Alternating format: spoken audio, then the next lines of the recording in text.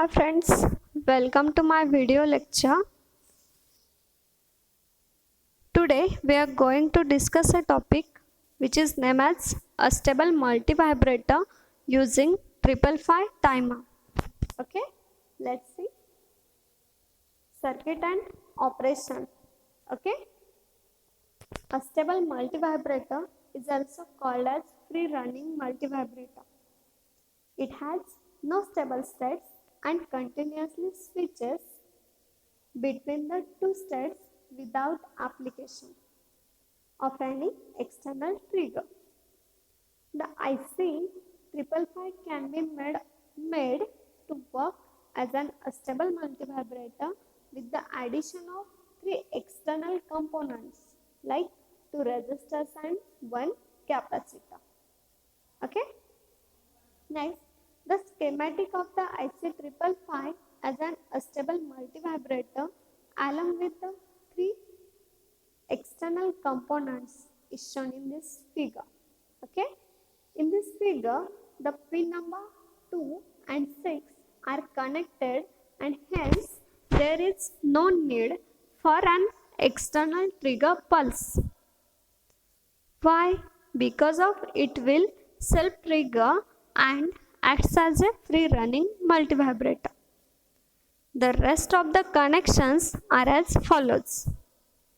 Pin number 8 is connected to supply voltage VCC. Pin number 3 is the output terminal and hence the output is available at this pin. Pin number 4 is the external reset pin. A momentary low on this pin will reset the timer. Hence, when not in use, pin 4 is usually tried to VCC. Okay. Then next is the control voltage applied at pin number 5 will change the threshold voltage. Okay, will change the threshold voltage level. But for normal use, pin number 5 is connected to ground via a capacitor. Okay, via a capacitor and its usually its value is 0.01 microfarad. So the external noise from the terminal is filtered out. Next is the pin number 1 is ground terminal, the timing circuit that determine the width of the output pulse is made up of R1, R2 and C. Okay. Next is the operation.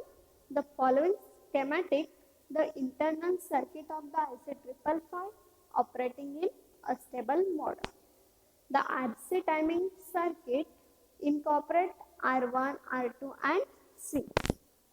Initially on power off, the flip-flop is reset and hence the output of the timer is low. As a result, the discharge transistor is driven to saturation. Okay, means as it is connected to Q dash. The capacitor C of the timing circuit is connected at pin number 7 of the IC 555 and will discharge through the transistor. Okay, the output of the timer at this point is low. The voltage across the capacitor is nothing but the trigger voltage. So, while discharging, if the capacitor voltage becomes less than 1/3 VCC, okay, which is the reference voltage to trigger comparator 2. The output of the comparator 2 will become high. This will set the flip-flop and hence the output of the timer at pin number 3 goes to high. This high output will turn off the transistor. Okay. As a result, the capacitor C starts charging through the resistor R1 and R2. Now, the capacitor voltage is same as the threshold voltage. As pin number 6 is connected, okay, is connected to the capacitor resistor junction.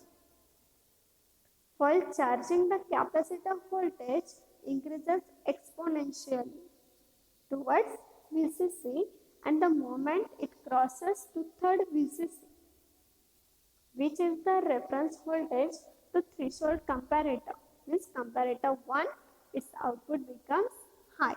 Okay, as a result, the flip-flop is reset. The output of the timer falls to low. This low output will once again turn on the transistor, which provide a discharge path to the capacitor. Then hence the capacitor C will discharge through the resistor R2, and hence the cycle is continuous. Okay. Thus, when the capacitor C is charging, the voltage across the capacitor rises exponentially, and the output voltage at pin number 3 is high. Similarly, the capacitor is discharging, the voltage across the capacitor falls exponentially, and the output voltage at pin number 3 is low.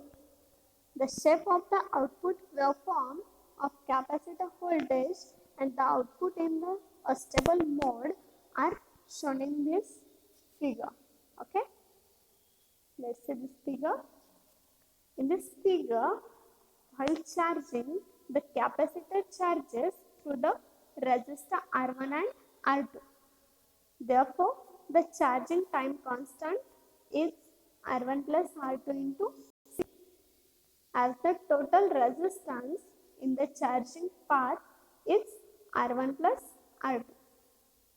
While discharges, the capacitor discharges through the resistor R2 only. Okay, hence the discharge time constant is R2C. Next is the duty cycle. Okay, the charging and discharging time constant depends on the value of the resistor R1 and R2. Generally, the charging time constant is more than the discharging time constant. Hence, the high output remains longer the low output, and therefore the output waveform is not symmetric. Okay. Duty cycle is the mathematical parameter that form a relation between the high output and the low output. It is defined as the ratio of time of high output, that is the on time, to the total time of a cycle. Okay, if T1 is the time for high output and capital T is the time period of one cycle, then the duty cycle capital D is given by T is equal to T1 divided by T. Therefore, percentage of duty cycle is given by percentage of D is equal to T on divided by T into 100. Okay. Next is the capital T is equal to sum of T on and T off, means charge time and discharge time. The value of T on or the charge time means for high output, Tc is given by charge time. Tc is equal to 0.693 multiplied by R1 plus R2 into C.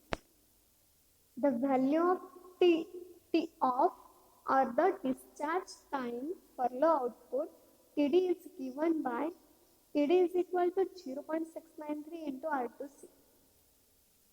Therefore, the time period for one cycle, capital T is given by T is equal to T1 plus T off is equal to Tc plus Td. Okay, let's put the value of Tc and Td in this equation. Okay, capital T is equal to 0.693 multiplied by R1 plus R2 into C plus 0.693 into R2C. Therefore, capital T is equal to 0.693 multiplied by R1 plus 2R2 into C. Therefore, percentage of T is equal to T on by T into multiply by 100. Okay. Therefore, percentage of D is equal to 0.693 multiplied by R1 plus R2 into C divided by 0.693 multiplied by R1 plus 2R2 into C multiplied by 100. Percentage of D is equal to R1 plus 2R2 divided by R1 plus 2R2 into 100. If capital T is equal to 0.693 multiplied by R1 plus R2 into C, then the frequency F is given by F is equal to 1 by T. We know that is equal to F is equal to 1 by T is also equal to 1 upon 0.693 into R1 plus 2R2 into C. Therefore, final equation F is equal to 1144 divided by R1 plus 2R2 into C in Hertz. Okay. Next is the selection for R1, R2 and C1 for different frequency ranges are as follows. R1 and R2 should be in the range 1K to 1 mega.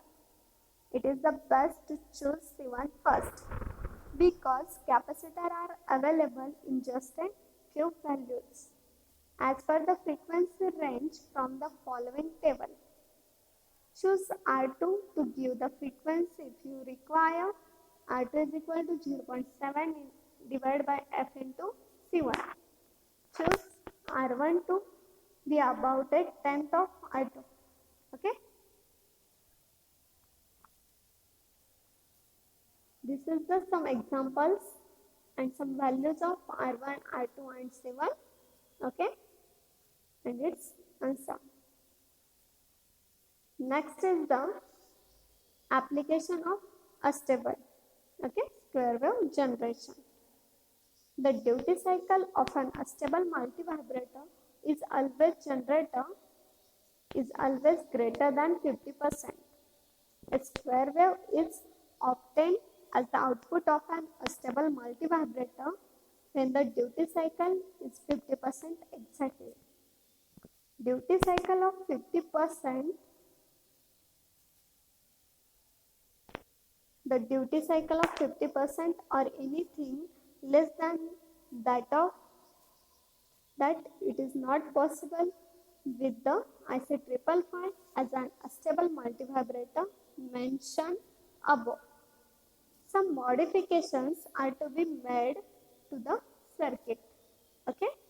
The modification is to add two diodes, one diode in parallel to the resistor R2 with cathode facing the capacitor and another diode in series with the resistor R2 with anode facing the capacitor. By adjusting the value of the resistor R1 and R2, a duty cycle in the range of 5% to 95% can be obtained, including the square wave. The output, the circuit for square wave generation is shown in below figure. Okay, this is the figure. A duty cycle of less than 50% is achieved when the resistance of R1 is less than that of R2. Generally, this can be achieved by using potentiometer in place of R1 and R2. Another circuit of square wave generator can be constructed from the astable multivibrator without using any diodes by placing the resistor R2 between pin number 3rd, okay, pin number 3rd and 2, that is output terminal and trigger terminal. The circuit is shown below. Okay. Next is the In this circuit, while charging, the capacitor charges through R1 and D1 by passing R2. While discharging, it discharges through D2 and R2. Therefore, the charging time constant is T on is equal to Tc and is given by T on is equal to 0.693 into R1 C, and the discharging time constant T off is equal to Td is given by T off is equal to 0.693 multiplied by R2C. Therefore, the duty cycle D is given by D is equal to R1 divided by R1 plus R2. In order to get a square wave, the duty cycle can be made 50% by making the values of R1 and R2 equal. The waveform of the square wave generator are shown in below. Okay. Let's see. The duty cycle of less than 50% is achieved when the resistance of R1 is less than that of R2. Okay.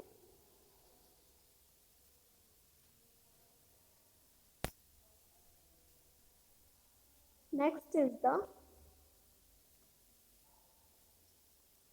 in this circuit, both the charging and discharging operations occurs through the resistor R2 only. The resistor R1 should be high enough not to interfere with the capacitor while charging. It is also used to ensure that the capacitor charges to the maximum limit. Means this is okay. Thank you for watching this video.